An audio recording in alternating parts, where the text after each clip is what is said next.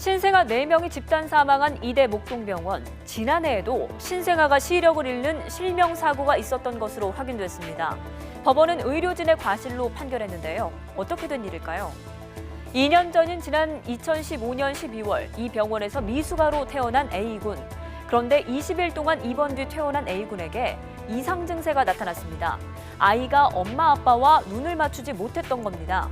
어머니는 지난해 2월 병원 측에 아이의 증상을 호소했지만 의료진은 그저 경과를 지켜보자는 뻔한 이야기만 할 뿐이었습니다. 하지만 시간이 지나도 차도가 없어서 한 달 뒤에 다시 병원을 찾은 어머니는 청천벽력 같은 말을 듣게 됩니다. 이른바 미숙아 망막병증.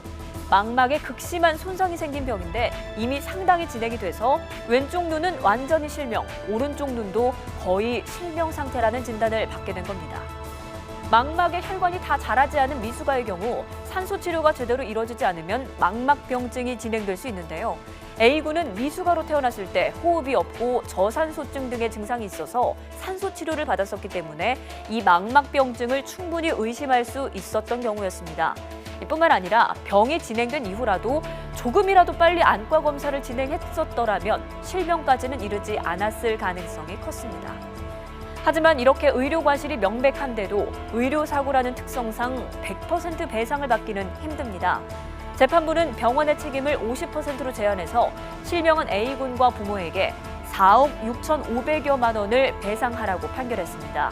재판부의 판단에는 망막병증을 미리 발견했어도 시력이 완전히 회복됐을 거라고 단정하기는 힘들고 부모도 다른 병원에 가는 등 검사를 적극적으로 받았어야 한다는 겁니다.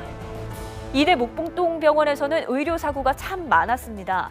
이번 사건을 통해서 널리 알려졌듯이 신생아 중환자실 결핵 사건, 영아 수액 날벌레 사건, 엑스레이 좌우 혼동 사건 등이 대표적입니다.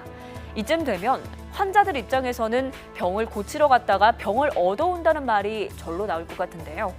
잃어버린 환자들의 신뢰, 이대 목동병원은 과연 어떻게 회복시킬 수 있을까요?